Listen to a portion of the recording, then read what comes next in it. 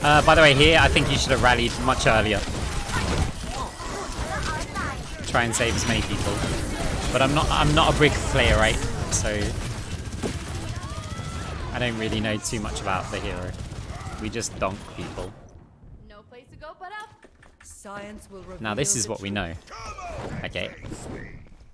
So as I said, guys, I don't normally do VOD reviews, but there's a few things in this which I remember seeing, which I just went, hang on.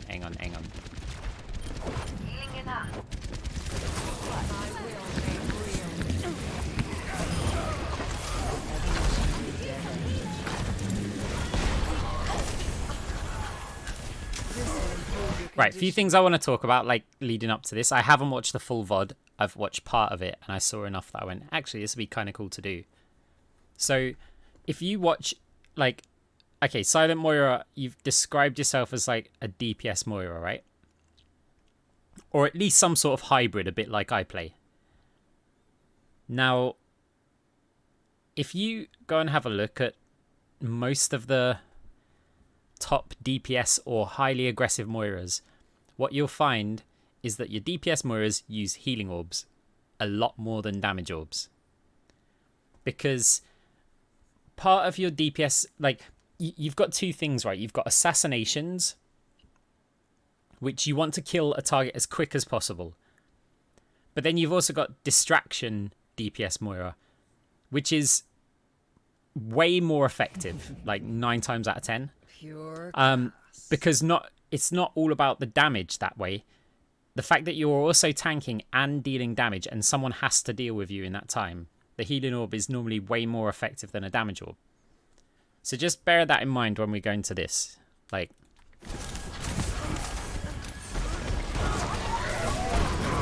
okay, here your team gets shattered. This is a part that I remember that I wanted to really point out. I love the fact that you've rotated. I don't know how to get. There we go. I love the fact that you've rotated this angle, right? It's fine going with your team, but you can apply a little heal over time to them. And you can come up here, and I'm fine with the damage orb. I would have probably bounced it lower, like here, so that it messes around here a bit more. But fine. The moment that that shatter comes in, you need to be helping your team. Because these players die. This is 2 CP, right? You are not capping. It doesn't matter if you kill an Ana or someone here, right? These guys die, you are screwed. Now, when you play this position, what you're hoping from your team is that they push up through here. And now, when they're up here, you can be healing them, right? And I usually only go for a pushover in this direction when I've got Coalescent. Because otherwise you're limited to, like, this area where you can maybe get some heal and if they fall back. But the moment that that shatter comes in, you'd need to be fading back round to your team. Your fade's up, okay? Now, it doesn't actually matter in this situation. The push is done. And the reason why the push is done... Anti. Right? But if the second you heard Rhine shatter, you fade to here, you might save that Rhine from the fire strike. You might not save him from the subsequent like swings, right? But you're going to save him from the fire strike at least. The anti comes in, it's not going to matter. But now, have a look from, like, your perspective. Let's have a look at what the value that you're accomplishing.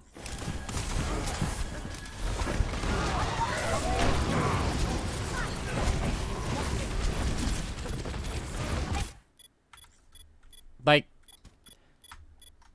we've barely done anything, right? To them. We don't really get much value from our DPS. Unless somebody's not being healed by any source. That's when we really shine, right? In our DPS. But we actually did very little. With a damage orb and right-clicking. We weren't distracting anyone. We just basically were tiggling them with a little bit of damage.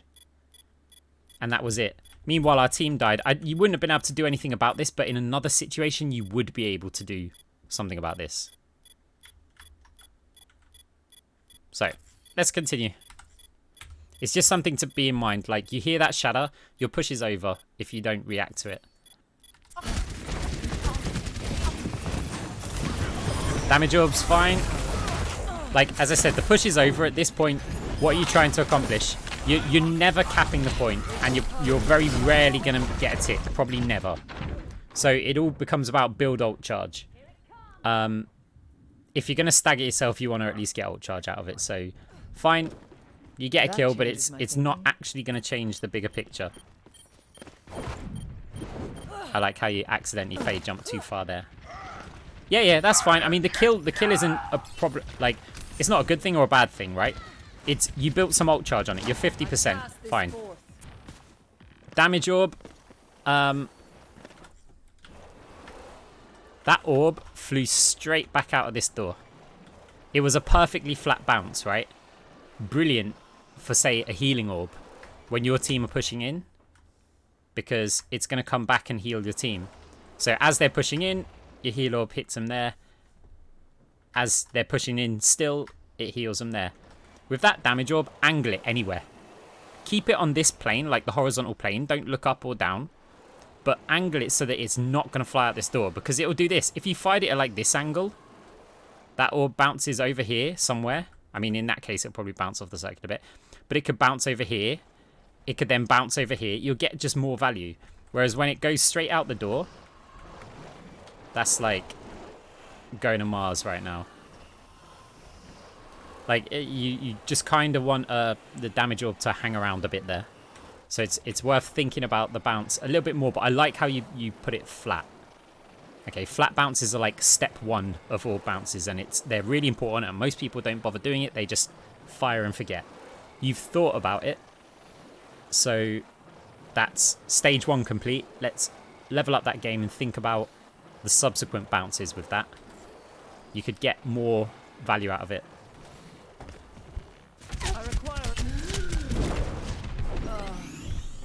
My condition is improved. You took the health pack. That seems like a good idea, right? But that's a perfect chance to build ult.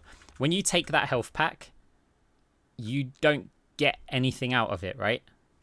That soldier just built a bit of ult charge by shooting you, and in return, you gained nothing. Step into the room, avoid the health pack, unless you really need it, and bounce a heal orb. There you go, he gained ult charge, you gained ult charge. Instead, he gained something for free, and you didn't get anything back for it. Health packs are a blessing and a curse. Be careful of them. If you're not under pressure, you ideally don't want to take them. The exception would be if you think you're going to be under pressure soon. So, right now, I don't think you think that your team's suddenly going to take a load of damage and you're going to need your heal orb for the next 7-8 seconds or so. Probably not. So you might as well have just used that opportunity. Fade into the room, but make sure you avoid the health pack. Fine. No problem there. It's just building ult charge. It trades with their healers, but I want to maximize my own value. Health pack again. That could have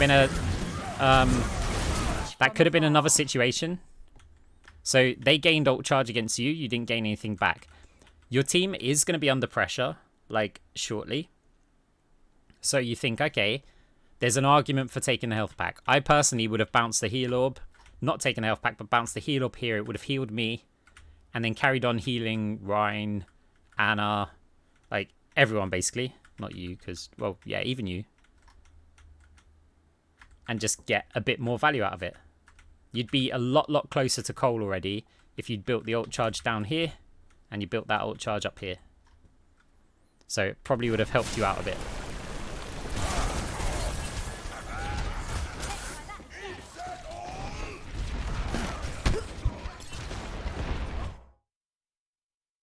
Right, what are we trying to accomplish with this flank? That's what I'd want to ask myself. We're on low ground, right? Now, there's a few things, okay? So, we've got a main healer, which allows us to do stuff like this, right? The fact that we've got an Anna is great, because now we can be a bit more like a Lucio. So that would be my guess as well, right? You go to here. Players are going to have to give up this location. If it's one player, you've got a really good chance of just keeping them busy or maybe even killing them, right? Realistically, 2 players might have to come and deal with you. It could be a good trade. So I think that's exactly what you're planning to do with it. So let's see how this actually goes. Damage orb, right, damage orb thrown very early. I like it because you're going to need your cooldown back as soon as possible. Don't wait with that orb, because the moment that you touch the point, in a lot of cases anyway, players are going to start reacting to you. You got 5 seconds on your cooldown. Luckily, you've timed it quite well, and your team's all pushing in, so we might be okay with our timing here.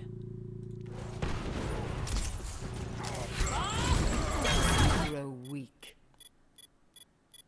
Well, perfect. There's a Moira on the point, and they've used a Bob. Okay. They've also jumped their main healer off of the high ground.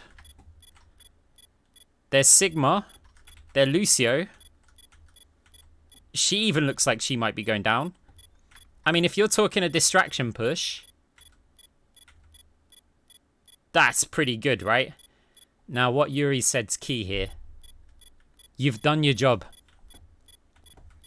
At this point, I would be thinking, I need to get out of here.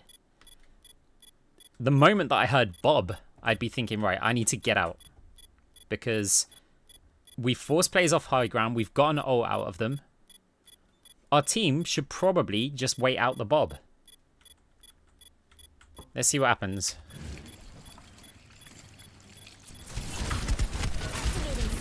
Oh, wait. Oh, how do I get back in? How do I get back in first person? That'll do. That's... Surrender to my will. Okay, cool. You got out the point. Now, is the coal good here? Let me go back a little bit and have a look. Third person.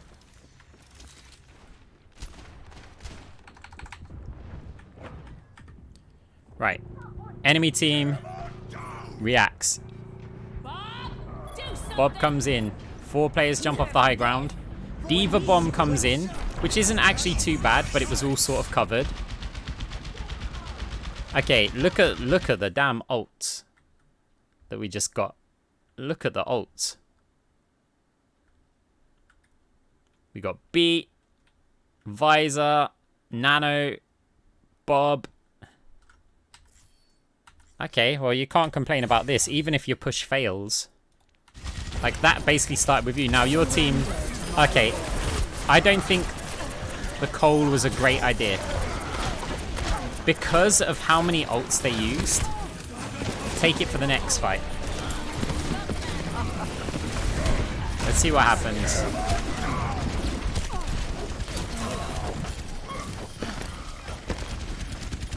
We're surviving a long time. Damage orb. Might have healing orb there.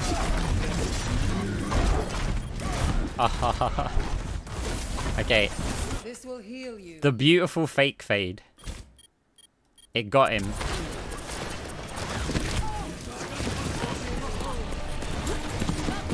But one issue with it. Okay, so this happens, this happens, this happens, this happens, this happens.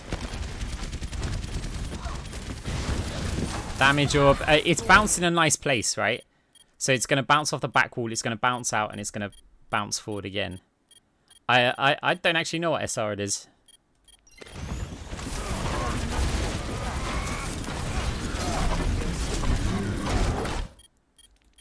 Okay. Ryan turns. He has no idea. But you right-click him. Don't right-click him. If you do the fake fade, you generally want to buy time for your cooldowns or take pressure off of you, right? The right-click gives away your position. You should, until he's at least round the corner, and then maybe bounce your orb for yourself. Yeah, I mean, it's just instinctive, isn't it? Like, you know you want to recharge your health, and I do it as well. Okay, bouncing heal orb, fine. You've created a zone. You've got enough members of your team around there as well that also got a little bit of value out of there. Damage orb over onto the low health back. Pretty good. Your team are screwed there. Nice. Okay. I like that you didn't... Oh, wait. It's enemy team. Enemy team, even.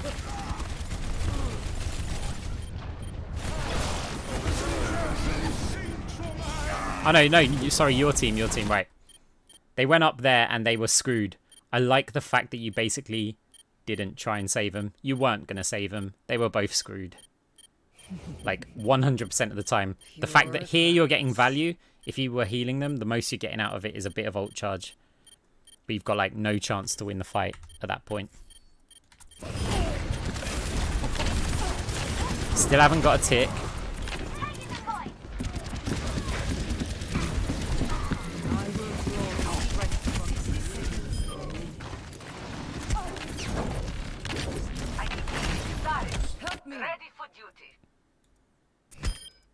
The soldier, fine. I mean, I might have gone with a healing orb against the soldier, but the fact that you killed him, can't complain too much.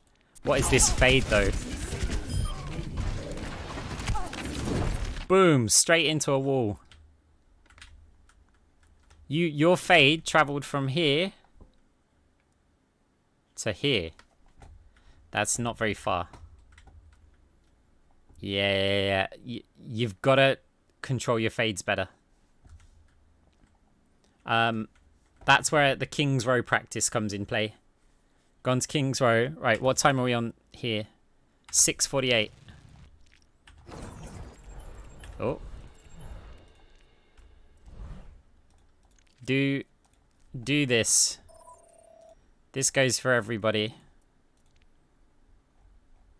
Load up King's Row. Set fade cooldown to 0. Now entering. Your fade needs to be an extension of your WASD keys. You should be able to navigate. God damn, the jumpy thing's changed, hasn't it? Since I was doing this, it's changed. This now makes it quite a bit harder. But your fade should be getting, like, you should be able to navigate through these corridors.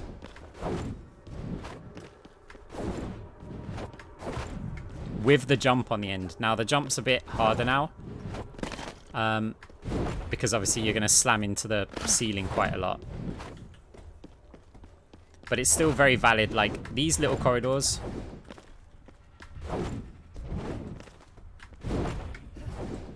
Like, you don't want to be getting stuck. Yeah, it is harder now because of the jump throwing you in the air. You used to just be able to jump out of all of them like that. Backwards is good. Yeah. That is true. Again, the jumpy thing. It breaks you a little bit. You have to try and time them now.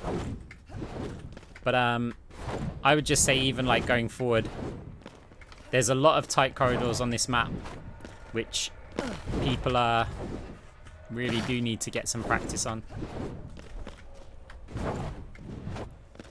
But yeah, because in that situation, for example, you went and got stuck here. Like, at a minimum, you should be getting here. Ideally, you should be getting out of there. If a diva chases you, it's already hard to escape with a Moira. If you make it this distance, you're 100% dead. If you make it this distance, you're like 50% dead. If you make it that distance, you're 40% dead, right? It's just a little bit better. So let's go back into that replay. Traveling to Hanamura, ready for battle. Can anyone remember the time that I said it was like 6:40 something, wasn't it? Okay.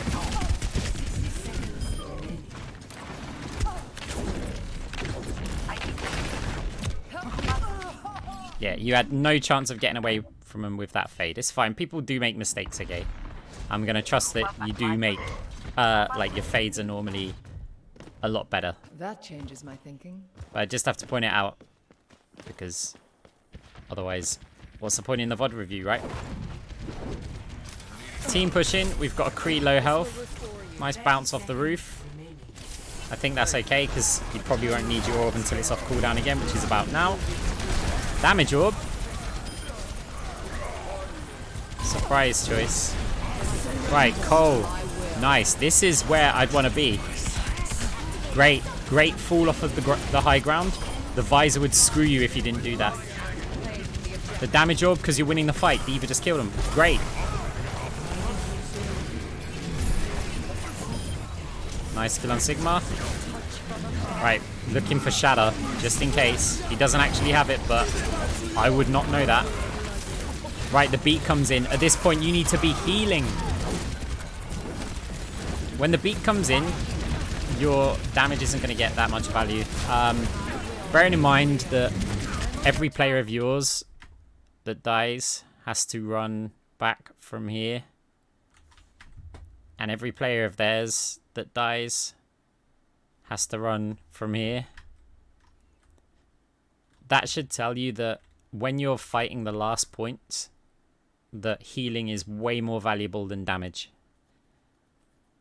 When a beat comes in, you're not realistically killing anyone. It's not like you're trying to kill the last person contesting the point, which damage is great. But when you've got your whole team, the whole team's got a Lucio beat on them, your team doesn't, you know their team's going to get aggressive, because even if they had 1 health and they were hiding behind the corner, as soon as they've got beat, they're coming out. There's going to be a lot of damage coming on your team. You need to whack on the full healing until the beat's worn off, basically. So that means heal orb, left clicks the lot.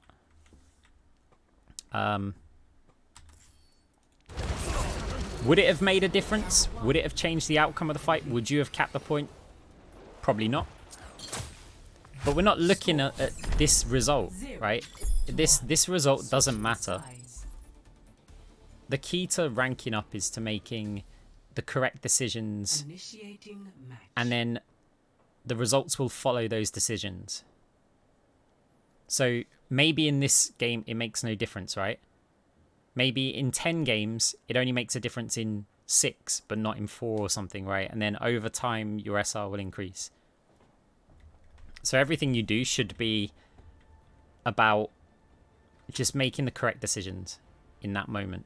And if you keep on doing that, you're going to gain rank. Ready for battle.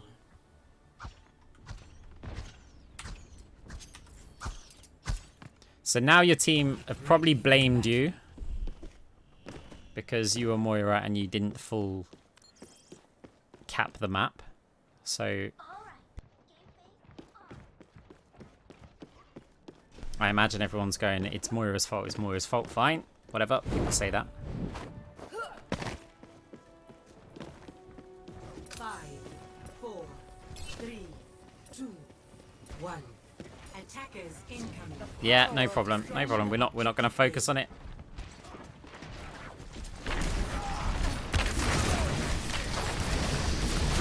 Okay, TP.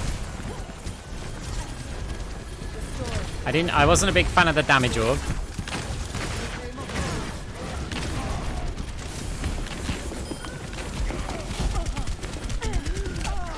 Your tanks, let's have a look again. So not so much from your perspective. We've got to look at the bigger picture.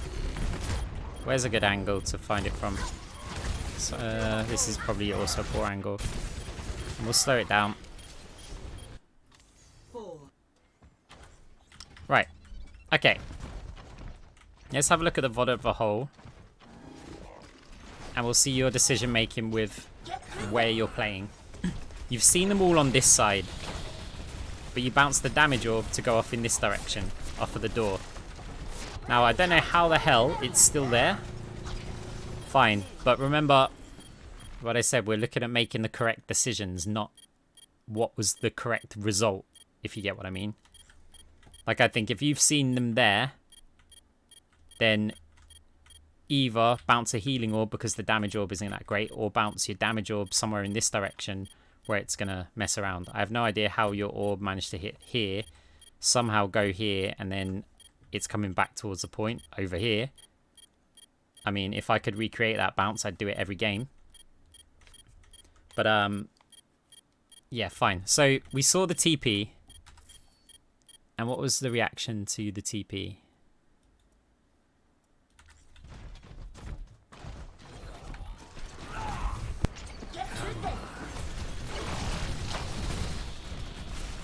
Right.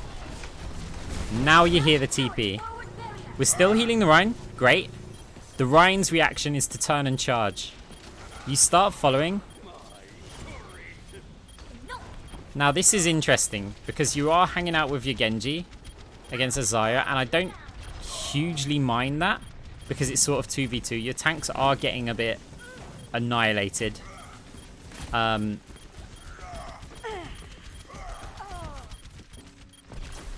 I don't know, it's not too bad. Like, we can't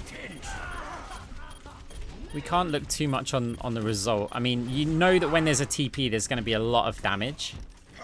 I mean, just their whole team's going to get through, right? And when you've seen that there's a few that didn't, it's sort of okay to stay, but I would have stayed if there was a healer. Because the other issue is that there's going to be sim turrets everywhere here, right? And if they've got their healers also come through the TP, then I think maybe your team's going to struggle. Either way, it's worked out. Let's go back to your point of view.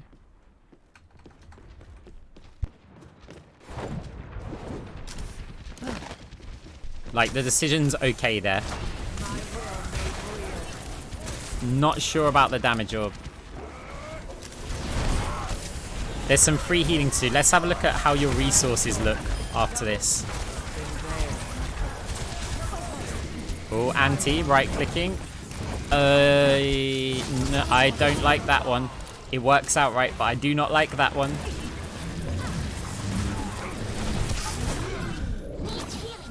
Remember what we said about the spawn times, right? If your team are making that push... Now, everyone was anti'd. It looked delicious, right? But if you get killed here, they've got to run from here to be back where the fight is. And the fight's going to be somewhere around here, right? Halfway between the two teams, somewhere around here. They have to run from here. You have to run from... It's quite a long way. So it's the same principle of your healing is more valuable than your damage. In this situation, your life is more valuable than the Ana. Because the Ana's going to be back. Also, let's say Ana's team... You get the Ana and they get you, right? They push without the Ana. The Ana only has to get to here to be useful. Because she can start shooting, like, max range. If your team are on this point, you're going to have to get to... Well, basically here. Now, it doesn't matter what way you're taking. That is a long way. And the fade cooldown also means that if you time your jumps, you're going to have to wait for your fade to come up here. That's a long way to go. So, I like the fact that you were aggressive and you recognize the anti. But I'm not sure that you measured up the risk-reward. Would I have gone for it? You know what? Maybe I would have. But would it have been a mistake? Yes, it would have.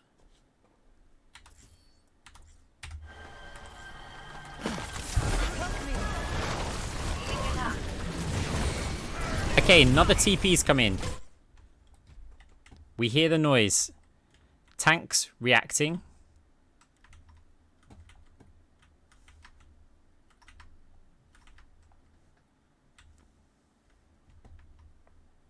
Is the TP dead?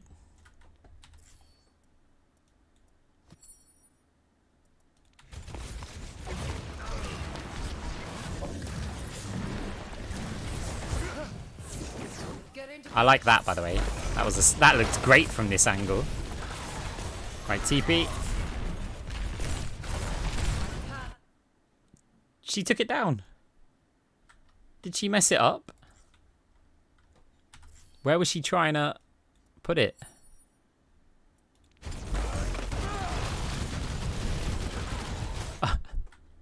Maybe she didn't like the fact that she just got it to here. No, she cancelled it. My phone is ringing. The girlfriend can wait. She can wait. Right. Okay, fine. So TP gets cancelled. Fine with the damage orb there. There's no diva. There is a... Okay, a wall comes in. It's not a very good wall. It would have been great if they TP'd, but they didn't. So their sim kind of messed up a bit. Coalescence, very nice. Good swap over to what looked like healing. It's a visor, dude. It's a visor. You've got to be scared of a visor. Yeah, the wall was terrible. The wall was awful. Nice bounce of the heal orb. Here's a problem though. Your team's been evaporated. Okay, so we need a bigger picture look.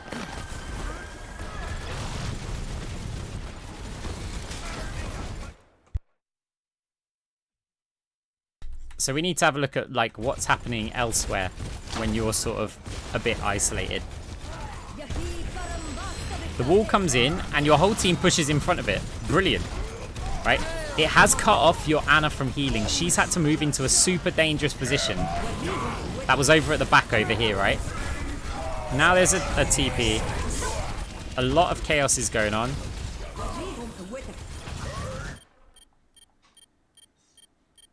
Ana's dead, right? So at this point, you're the healer. It was fine before. We said earlier that when you've got an Ana, she can be main healer, fine. You can play a little bit like an off healer who occasionally main heals when you need to. Yeah, Ana's dead. You're now main healer.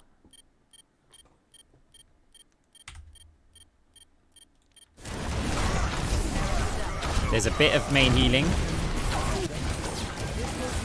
But you've got Fade up. You have an option to get out of that situation and try and get and heal your team.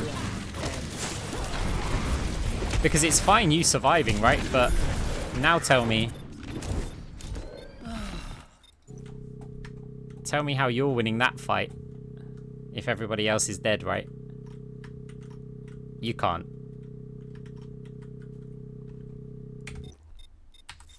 It was a difficult one anyway. Could you have done anything better? No. But I think you needed to recognize that your Ana was in a difficult situation and you might need to lay off the DPS a little bit and go into main healing. This will help. Still, all is not lost. You held it for quite a while. On this map, like anything past the first push is quite a while actually on the first point. Right, there are so many good heal or bounces on this map. So many. Nice fade up the wall. Love it.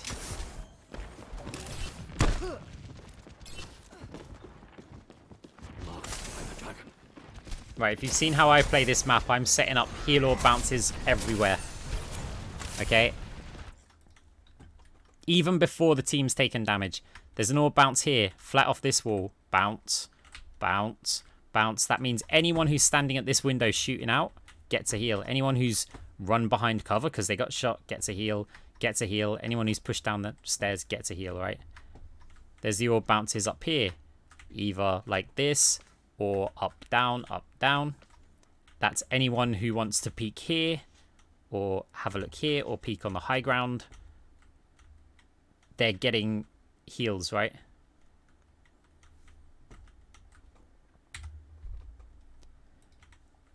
Now, as of right now, you and Ryan are significantly out of position. Let's rewind a little bit back to the decision making that led up to you being out of position. One thing is, you know they've got a sim, right? So you can expect a TP is coming in. Okay, I think you're being led by your Ryan a little bit here. You wanted to go for a look as well. No, you wanted to go for a crazy flank. Ana's dead.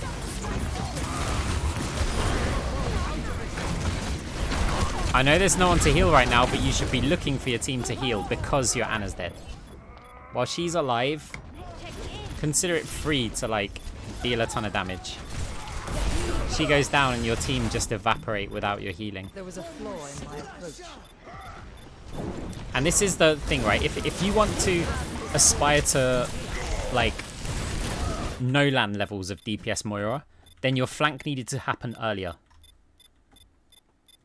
Like, no-land is doing it before they're making the push.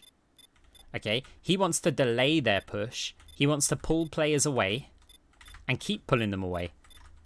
And if they turn around and ignore him, he comes back and starts annoying and harassing them, right? And he's doing all of that before the fight even happens. Before the push. Your flank here, they'd already committed the push. They'd already got ults and slammed players. So if you're going for no-land flanks, I think you needed to go out a lot earlier and start harassing early. And the other thing is, the further out, like here, that you die, the longer they have to run to start the fight. It gives you more time to respawn. That's why you'll see no-land actually die a lot in the enemy spawn, which doesn't do anything. Like, he's spawned before they get in. So, back to this perspective. Like, your micro play with Moira is actually really good. Like, the fades have been great. The orb bounces have been great. Some of the macro decisions are what really are your issue here. And they're not that bad, right? They're not that bad. We're not... If I'm mentioning it to you, I'm not saying, oh, this is terrible, this is terrible. Some of them are like 60-40 decisions, right? Where 40% of the time it's going to work out great, 60% is not. That's not bad. That's almost like a coin flip. But if you want to consistently rank up, you want to be hitting the 60% decisions, not the 40% ones, right? Those turrets are annoying. Right, you have Cole. There's not a huge amount of pressure. Nice to try and heal. Eva. Orb.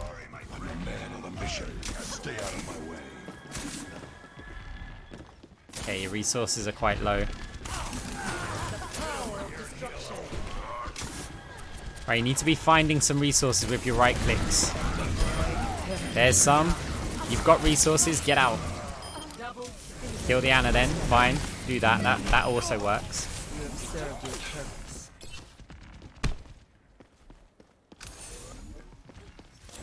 Okay, exploring. That's okay, team's holding well. 1 minute 54 left. And they've got to nearly full cap. You've got your ult. So, orbs here aren't too valuable. I would still heal myself up with my orb here. Because you never know if a headshot's going to come in. You heard a TP. You must have heard that TP. I mean, the fact that we heard it. When you hear that TP, you know they're pushing aggressive. You can't see them anywhere around here. You've got to know they're there and you need to react quickly. Now, you do have Cole. And you're actually in a really nice position for the Cole. Even if this Ryan had Shatter, if you're over here and you Cole, you can keep yourself at range where he'll miss the Shatter. Or even if he hits it, he's getting like one person with it because he would push out and Shatter there, right? Same with quite a few ults. So I quite like the fact that you're here, but I think you should have been about here by now. Like, you should have reacted quicker as soon as you heard that TP.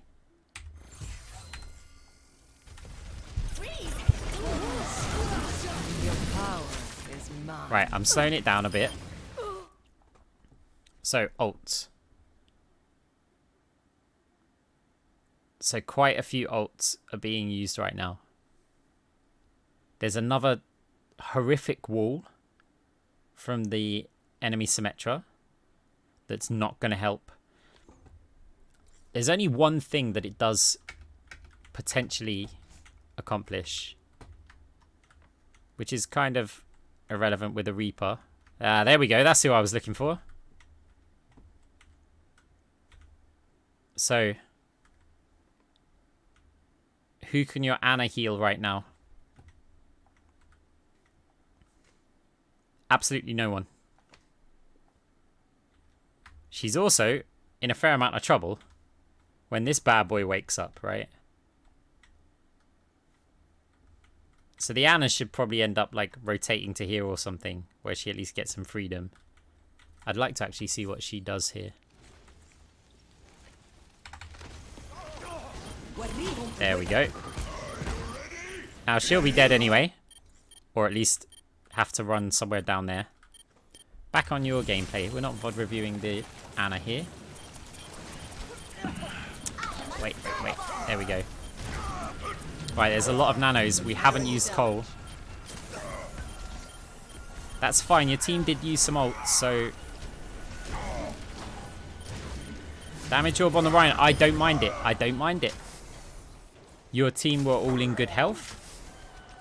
And Ryan could put his shield up. Cool. That works. And you saved the Cole. And I think that might have been because you heard the Mei ult go off. Nice that you were aware of the Sim firing orbs at you. Nice. Demoralize her. Demoralize her. Unfortunately, it looks like they're waiting for another TP, and there's not a lot that you would be able to do about it.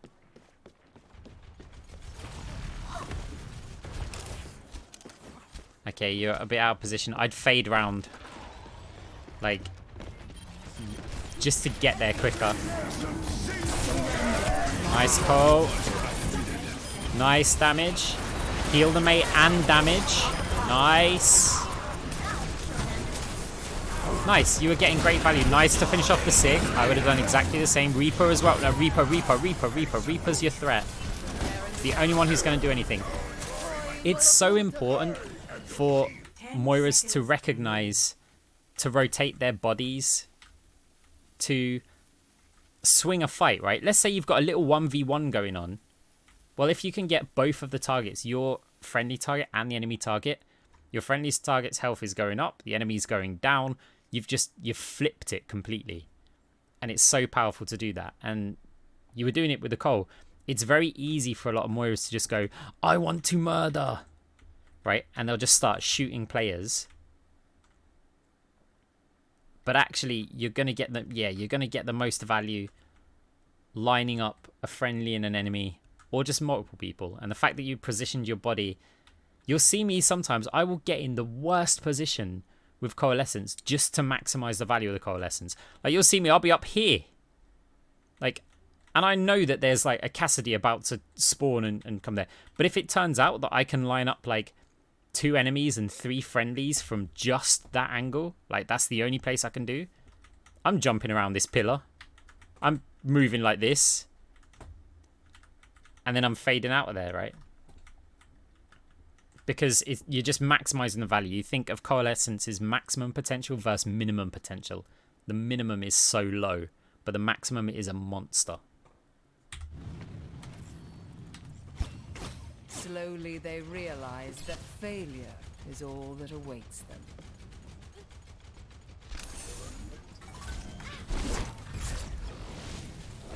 Victory. Great. Good decisions at the end. Yeah, there's not too much. I think about like your macro play quite a lot more. Look for your second healer and what their status is. Like, you think your Ana's, she's okay at main healing, right? And you're going to be DPSing and you're doing your thing and getting value, and you're a bit like a Lucio. But even as a Lucio, if your Ana gets killed, get near your team, right? And start AoE healing. Because your team are going to need it. Like, the damage is not going to be as valuable as the healing to your team. So, that's one thing I think that you should probably think about with it.